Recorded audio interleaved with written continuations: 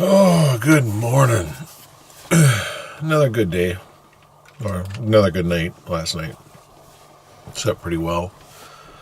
Jen actually threw down we have like these really thick duvet comforter type things. And being that this has technically like 3 beds in it, so we have 3 of them. Well, I had one over me, and Jen's got one on her. And then we had this extra one. So last night she's like, well, my bed's kind of hurting my hips a little bit, so maybe we should throw the other comforter down as another layer of padding. So she did that last night. She said it helped a little bit. So more than a pillow. I was using a pillow under my hips. Well, the pillow keeps shifting, and the pillow has its own edges that hurt after a while. Mm-hmm. The duvet was a little better. Okay. So something that she wishes we kind of thought of, that she had thought of earlier, but I kept on telling her that we have it up there, but it was more because we were sleeping and it was getting cold and stuff like that. So, but she would never use it. So live and learn. Live and learn. And then get Loves. Not sponsored by Loves. It's coming up on 8 a.m. And we've been up for probably a good solid hour. Jen said that she's been actually tossing and turning for a while. I've just been sitting back in my bed just looking at stuff online and whatnot. But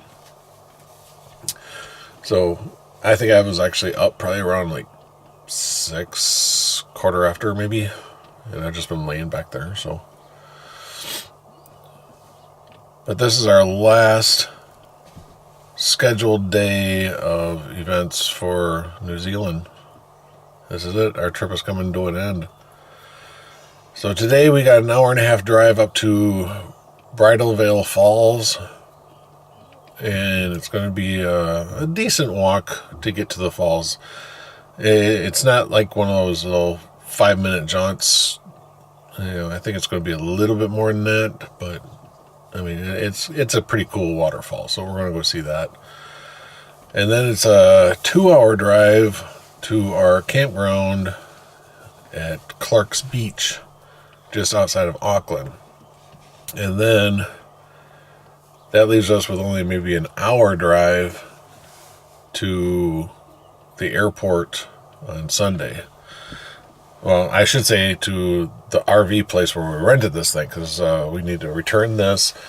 We started doing a lot of our packing last night. We got probably 75% of it done.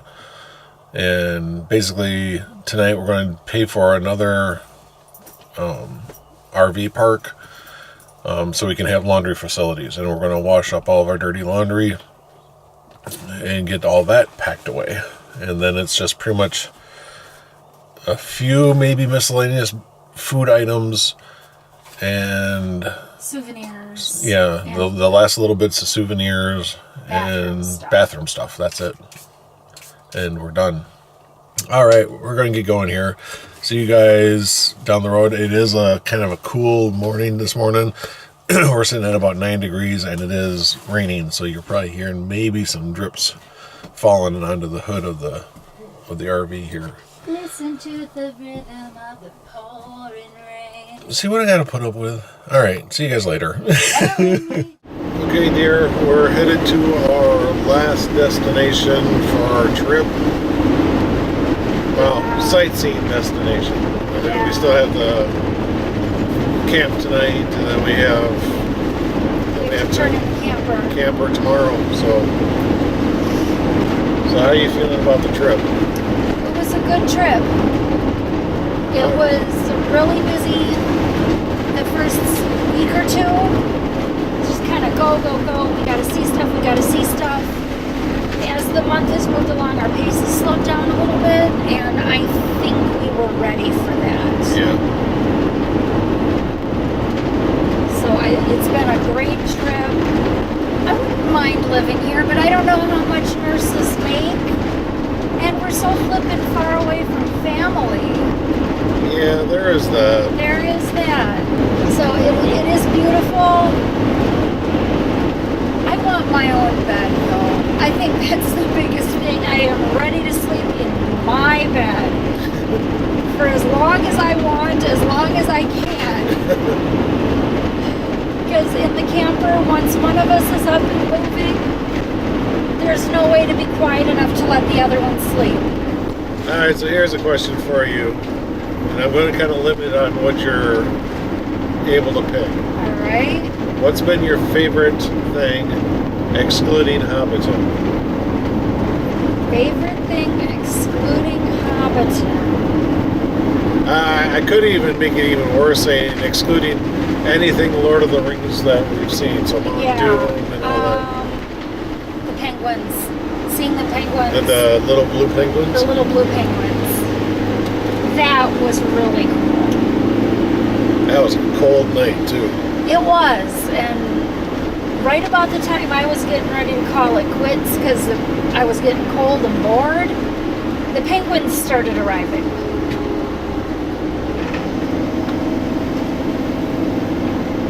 And then, okay, so how about you? What has been your favorite thing?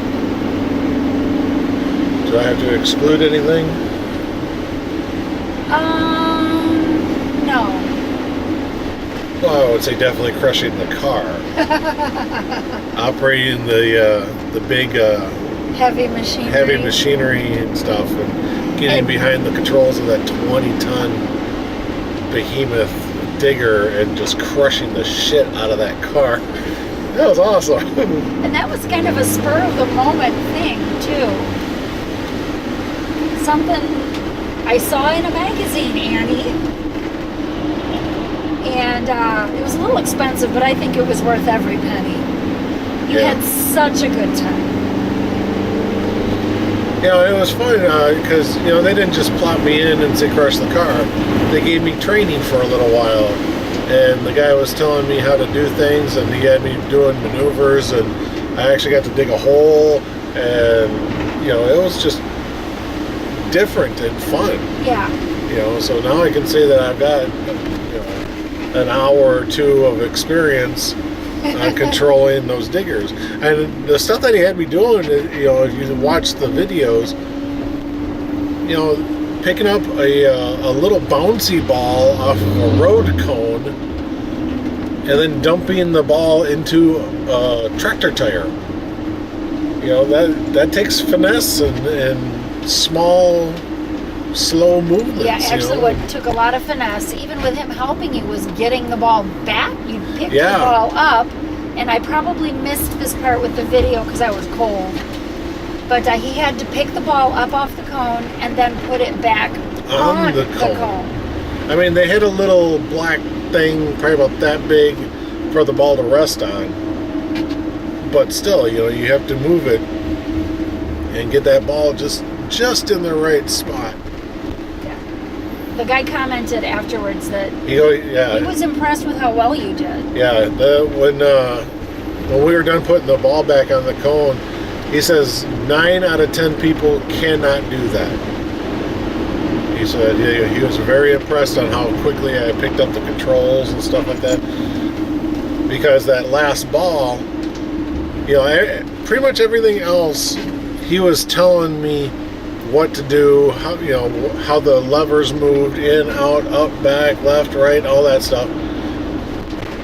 And so I basically was just doing what he was telling me to do. Which was still fun. But on that last ball, he's like, all right, you got to pick it up on your own. So, and I was able to do it. And he says a lot of people just can't. Didn't he say something about eggs? Yeah, he actually does digger competitions, and in those they have to pick up an egg using a backhoe digger. I mean, it's really wow. Something to strive for, hun? Well, then there you need to get me a digger so I can start practicing.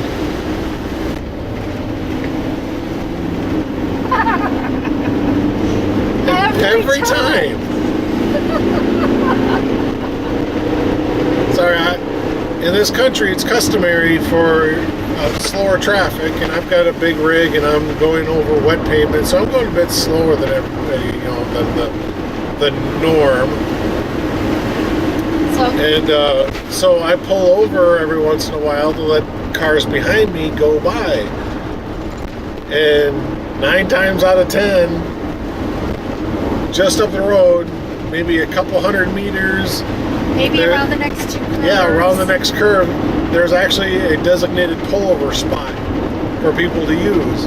But they don't advertise that there's one coming, so you just kind of pick a good side of the road area where you can get, over to let people by. And usually once I do that, boom, there's the spot that I could have used and should have used. Well, this time was particularly funny because he pulled over onto the paved shoulder and we could see the designated passing bay. Yeah, I was just looking at the spot that I could pull over in and making sure that person could get by me. I didn't even look up to see that other one. That's fine. Now, if I had to limit myself, I'd say that nothing in Invercargill, I couldn't pick up anything because, we went to see Burt Monroe's bikes and we went to the motorcycle mecca, the classic motorcycle mecca. Yeah, Invercargill was all about you. Yeah, if I had to pick something other than that, I would say just the overall scenery and the roads. I tell you, you got to be a pretty skilled driver to drive these roads. I do have one comment about the roads also. They don't really have the same sort of freeway system we have in the United States.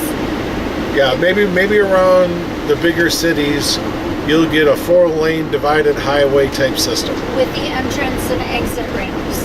Right. And then that Highway 1 or whatever gets out of the city and it feels like a regular state road with 2 lanes. Yeah, 2 lanes, regular T-style intersections. The 4-lane entrance exit ramp style freeway does not continue into the countryside. Yeah. But what I was saying is that, they post a sign saying that the speed limit is 100k an hour. And there are sections where you just cannot do 100k an hour. So around here, you drive to what's comfortable for you. Yeah. I'm in a big rig, weighing a couple of ton.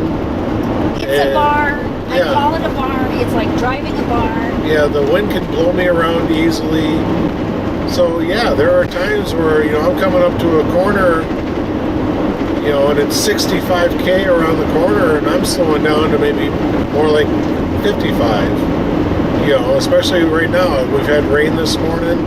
The roads are wet. I'm slowing down even more, just because that's what I feel comfortable doing. But then there are times where I can do the full 100k an hour. But, you got to be ready for whatever the road's going to throw at you. You could be going along, and all of a sudden you'll peek over and drop down actually a couple hundred feet, and at the bottom of that hill, it's going to be a 55-mile-an-hour curve. And you got to know how to hit your brake without skidding and sliding out of control. There were times we found ourselves on a couple of very narrow dirt roads. I don't even want to call them gravel. They were dirt roads. Dirt roads. And if you don't know how to drive, or if driving makes you nervous, New Zealand is not a place for you. But the way I enjoy driving, the only thing that I've really missed is not being able to rent a motorcycle and ride on these roads for a couple hours. Okay, so that's your biggest regret. That's my biggest regret, is not being able to rent a motorcycle. I really wish we could have done it. The few places that rent bikes, they're mostly adventure bikes. I'm not much of an adventure rider. I want a cruiser. Harley shops will do it, but they want a $3,000 I deposit. thought it was a $300 deposit. No, $3,000 deposit. Gosh. And then the hourly rate is like $260 an hour. So yeah, that is just not affordable for us. Yeah, it was prohibitive. Yeah, my big regret then would be again, it was cost prohibitive, but I do regret not taking the helicopter up to the glacier. Yeah, $400 a person? Or was that $400 for the I whole? would have been for the two of us, I think, or like $500, which again is New Zealand money. It's a little cheaper US dollars, but still, that's a little cost prohibitive. Yeah, especially for the amount of time that you have. Yeah. You know, it's only like a 30, 40-minute ride, something like that. And you're maybe up there for an hour. Yeah, it was a snow landing, and you can get out and walk around, but still, it was only like a 20, 30-minute ride for $400. Yeah. If we were made of money, we would have been all over that. It's one of those things that, had we saved up and planned for it, that'd been one thing. Right. But this was kind of more of a spur of the moment. Should we? Shouldn't we? Yes. And it was just one of those things that we couldn't justify doing. We spent that money on Hobbiton. Doing Which the day tour where we dressed up, and then the dinner, the dinner with a tour. Hobbiton was awesome, and I would not have given that up for anything. Yeah, I have to admit, Hobbiton was pretty cool. I'm glad that we got to make so many people smile with us being dressed up. Yes, that was so fun. That was great. The only problem was that the people were wanting to stop and take our pictures all the time, and we were actually having to tell people, come on, we need to keep moving, we need to, We had to take a little bit of responsibility for the chaos we were causing. I really wish we would have gotten Sonny as our tour instead of that Josh guide, but we had Sonny for the big tour the night before. Yeah, Sonny was awesome, and we were really hoping to see him again tonight, or that morning, but he just wasn't our tour guide.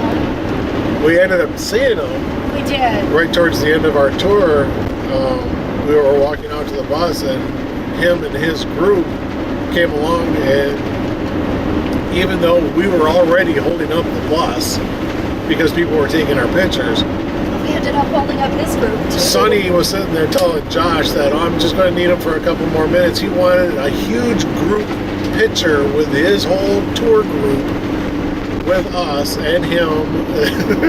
So management at Hobbiton were totally willing to come and work for you in costume. Yeah, contact us. We will move here. Just give us a good pay, and we'll come in costume every day and wander around the Hobbiton town, and we'll just make the whole adventure that much more special for everybody.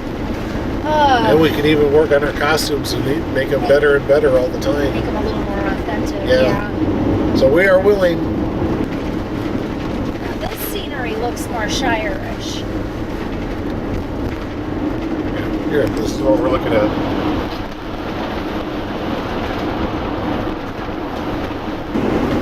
All right, so we've only got about maybe 15 minutes before we're actually to Bridal Veil Falls. So I'll let you guys go here, and we'll see you there.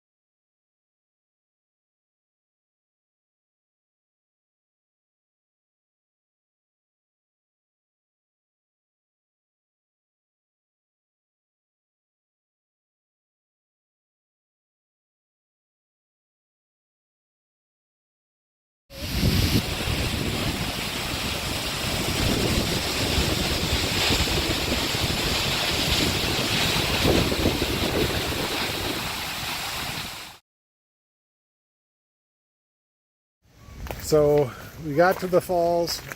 We've already looked over the upper platform. Yes. But there are at least two others.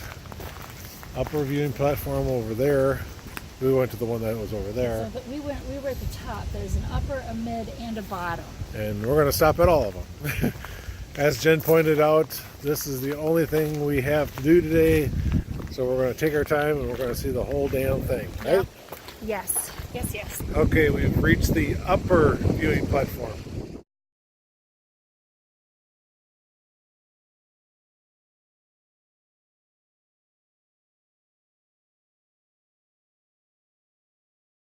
All right, we got 135 steps to the mid viewing platform and 260 something to get to the bottom. Okay.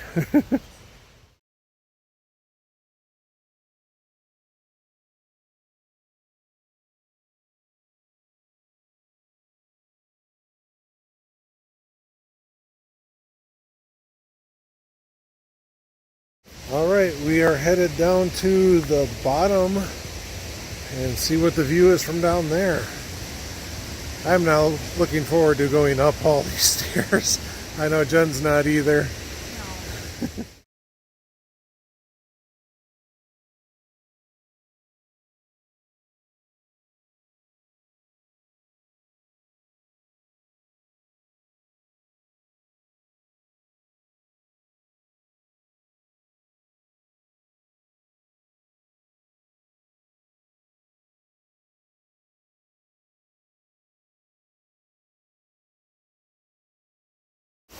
Okay, we're leaving the waterfall, starting our journey up these dreaded stairs.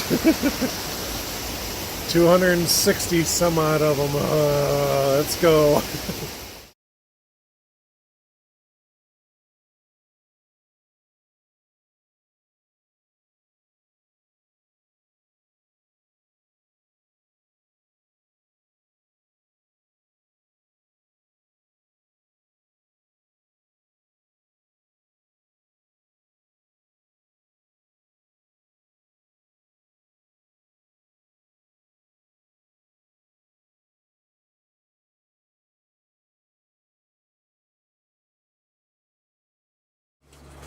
Alright guys, we've been working.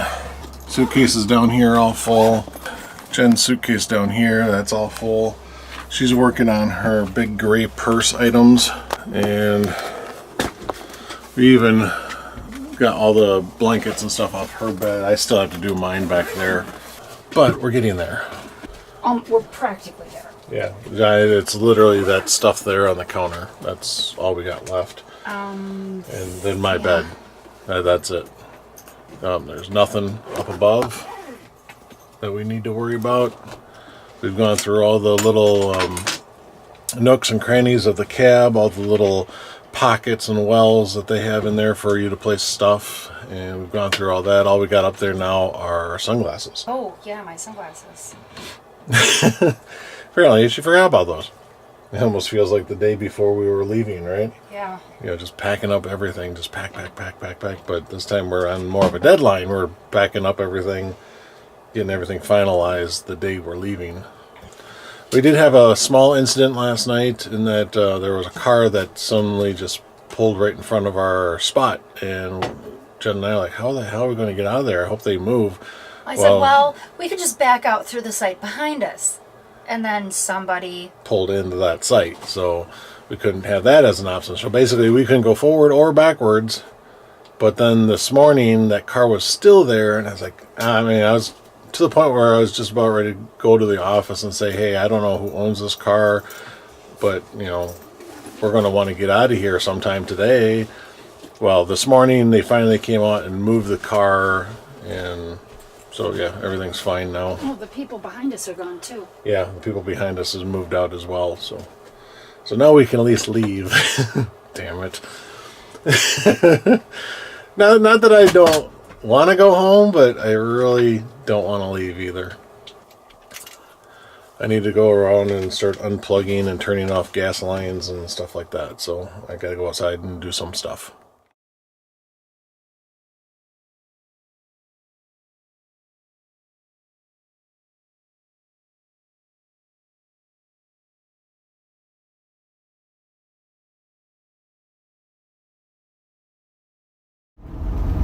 Okay guys, I'm actually recording in a different fashion because, well, we've taken out all the cameras and stuff from the window mounts and stuff. So I'm actually recording on my phone that I'm also using as navigation. So you're kind of attached to the dashboard right now. So the picture might be kind of bouncy. It also explains the weird angle. Yeah. But we did find something to do real quick before we start turning this thing in. It's about an hour away. And it's another Lord of the Rings stop. It's something that Jen said that she wanted to go to before, and I was like, I don't know if we can actually get to it. And you know, it seems like it was kind of out in the middle of nowhere.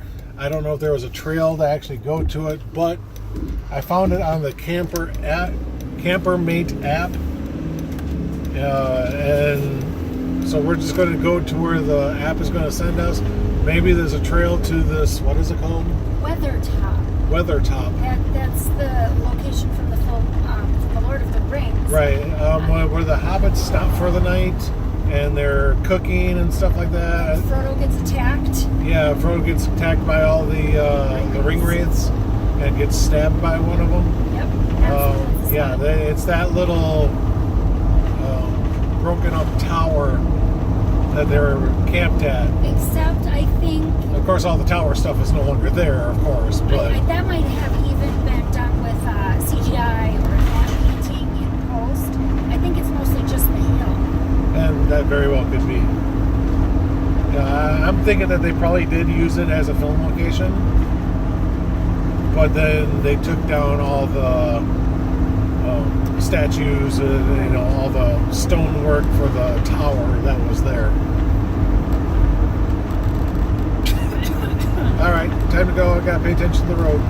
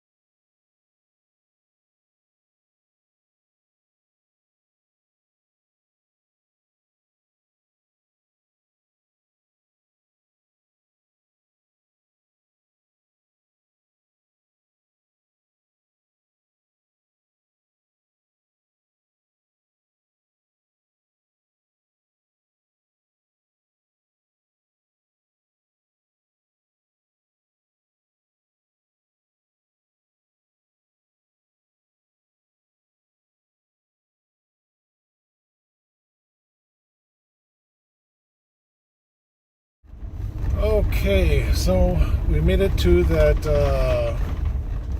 what was it, the Weatherby or Hotel or whatever it was? Weathertop. The Weathertop, that's it. Weatherby.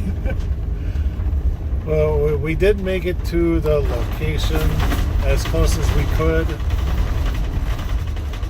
in that it's on private property, so you can get like a couple hundred meters away, but you really can't see it because there's so many hills and stuff in the way. I mean, the scenery around here has just been gorgeous.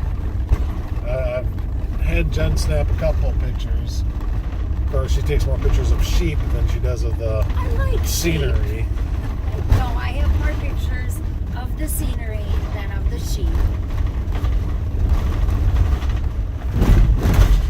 But this has just been a like a 1.5 lane gravel road. It's so rutted and pitted and washed out and stuff like that. It's just been ridiculous.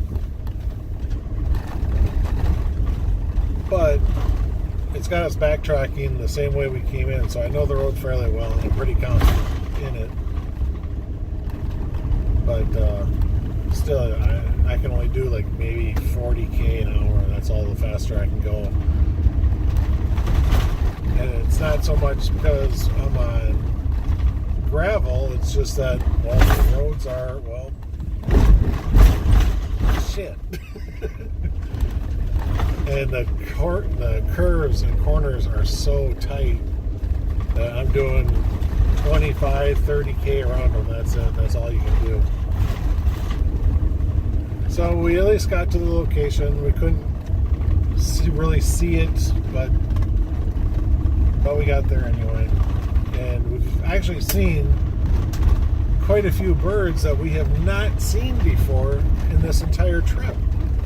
I've actually seen red and yellow parakeets flying in front of us. Over the last couple of days, we've actually seen turkey.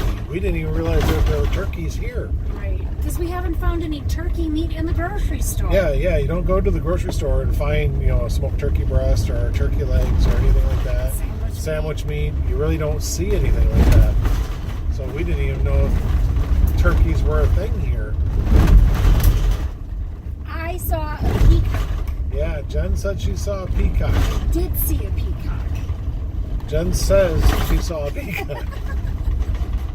I didn't get to see it. I have to concentrate on the road, so that's also one of the reasons I'm not really looking at the camera, is because I have to pay attention to the road. But occasionally I get a little break and I can go, wow, look at that over there. Yeah, that's actually really cool. It is. Oh, we forgot to turn the lights out. Yeah, Again. as you can see, the lights back there are on.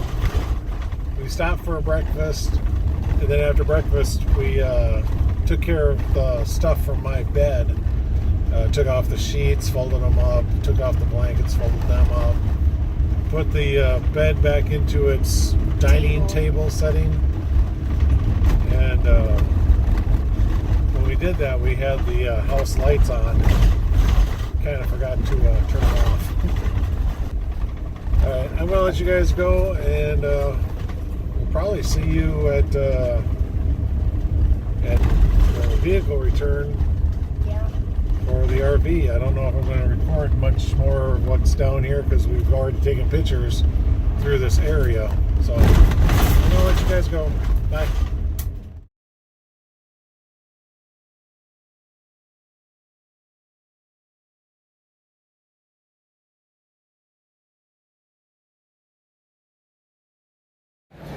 Okay guys, we are at the International Airport in New Zealand.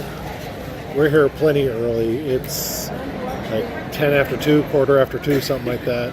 And we are just now going to have our lunch. Jen is actually up at the counter at this, I think it's called the Blue Bar. And we're just going to get some, she's getting a club sandwich, and I'm getting an American burger on a black bun. So we'll see how that goes. But our flight isn't until 8, so we got like 6 hours to kill. In fact, on the information board, our flight isn't even listed yet, so we have probably about an hour before it's even listed to find out what gate we have to go to actually check in. And then we have to wait until probably about 4 o'clock to actually check in. Typically they don't let you check in until like 4 hours before your flight. Like I said, we got 6 hours before our flight, so we got at least 2 hours to kill. So we're going to stop and have a little lunch.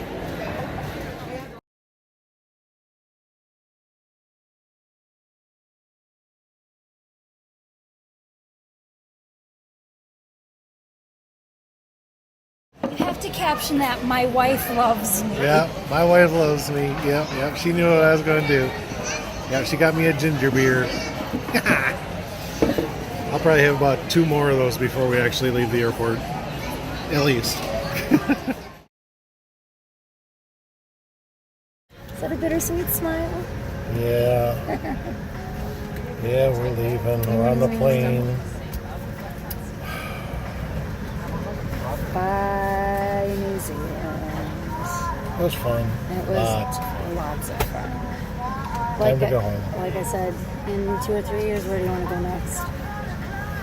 Do you want to come back? Do you want to go somewhere else? Let's worry about that later. Okay, sounds good.